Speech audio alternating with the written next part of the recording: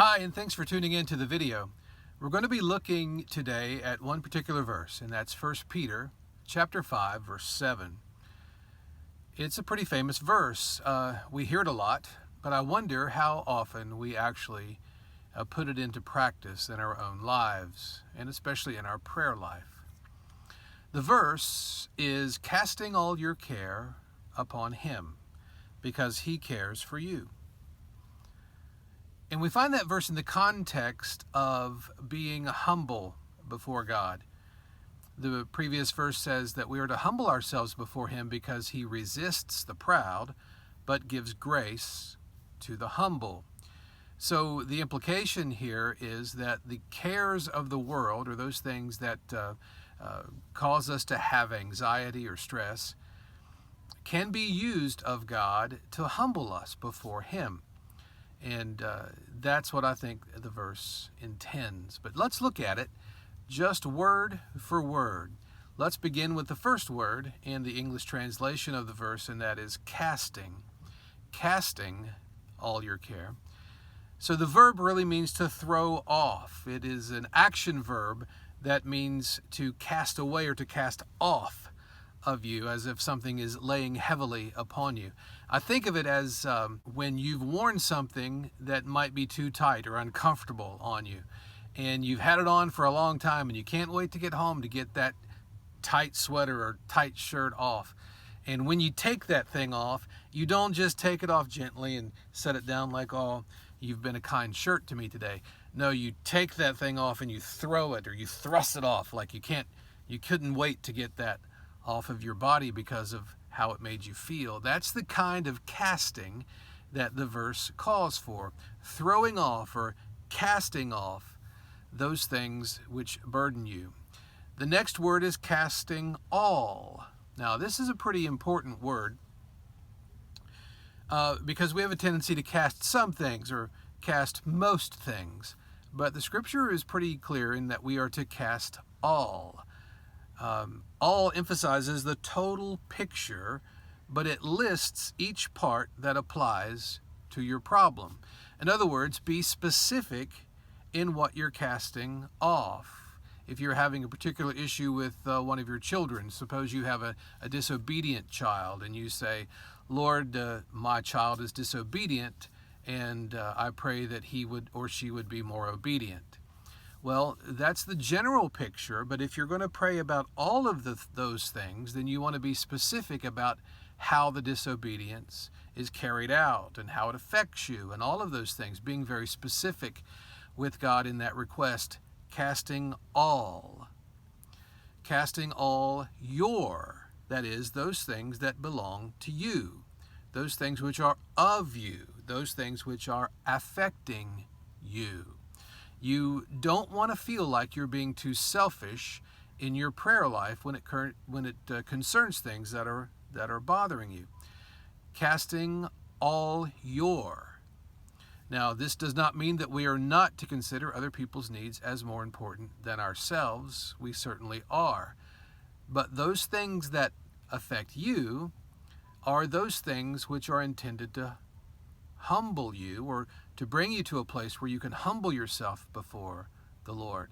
So pray to God about those things which are yours, those things which are affecting you. Casting all your care. The word means anxiety, it means worry. It really pictures a situation where something that was whole has been fractured and separated into parts.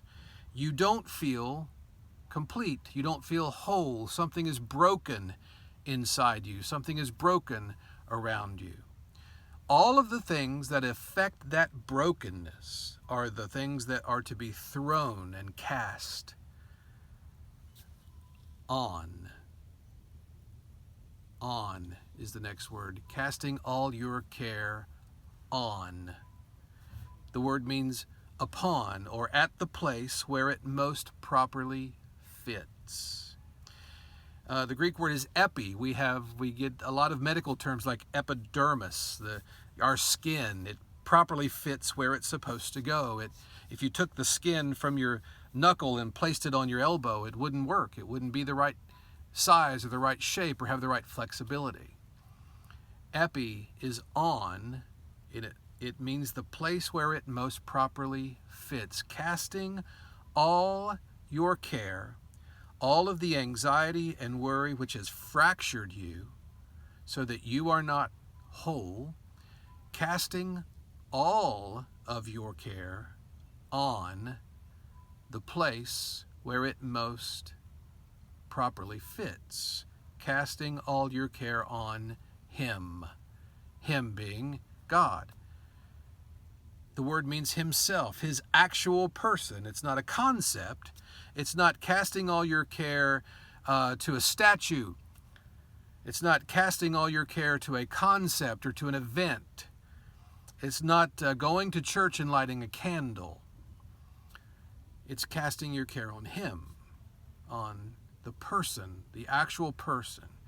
And why does it more properly fit on Him? Why does your fractured state, your anxiety, and your worry, why does it more properly fit on Him? Well, the reason is because the fracture in your life is a function of the fall. It is a side effect of the sin condition and the sinful world in which we live. And it's the very reason why He, that is Jesus Christ, bore our sin in His body on the tree. He's taking the fracture. He's taking the sin. He's taking the care, the anxiety. When you cast it on Him, it more properly fits Him.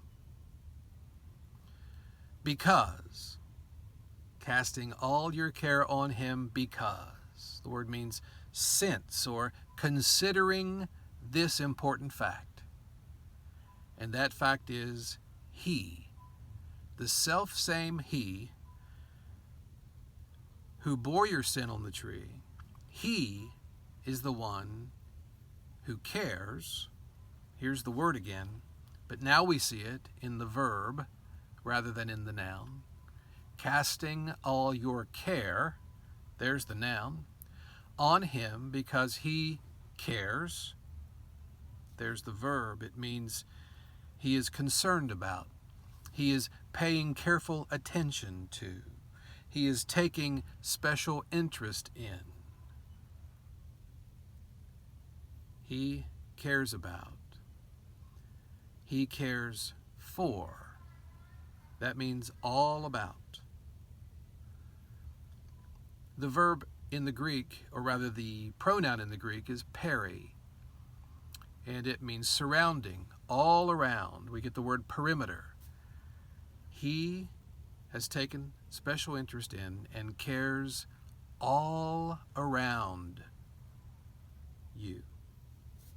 And you means you. So let's look at the verse again. Throwing off in a very emphatic and intentional way, projecting off of ourselves every single individual thing, listing everything that applies, those things that are ours, affecting us, belonging to us, and causing in us a specific anxiety, a worry, a fracture in our being. And that means that we can't feel whole, we can't feel secure. And we're taking those and placing them on the place, and in this case the person, it most properly fits. And that's Him. Himself, His actual person, not a concept or an idea, but the actual person. It most properly fits Him, that is Jesus, because He bore our sin in His body on the tree. And that fracture is a function of the fall. It's the reason He went to the cross. Since considering this very fact, that the self-same God, Jesus Christ, is concerned, has sympathy for, He's paying careful attention to, let's consider that sympathy here for just a minute. Hebrews chapter 4, verse 14, 15, and 16. It says, "Seeing then that we have such a great high priest, Jesus, the Son of God, who has passed through the heavens, let us hold fast our confession of him. For we do not have a high priest who is not touched by the feelings of our infirmities. Rather, we have a high priest who has in every way been tempted just as we are, yet without sin." That's a key distinction.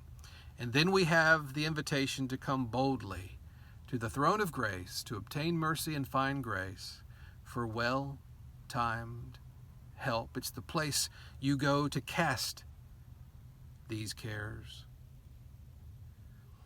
because he cares for you. He feels your feelings. He has been touched by the very feelings of your infirmities. He knows what you're feeling, and he wants to take that on. He cares all around, his care surrounds you, and you means you. So when you're praying this week and the concerns of the life creep up, be very specific with him, very intentional in casting those cares upon him. And he promises grace that is sufficient. He promises never to leave you nor forsake you. And he promises to always be with you during these times of care. I hope you enjoyed the video on this verse, 1 Peter 5:7. I'll see you next time.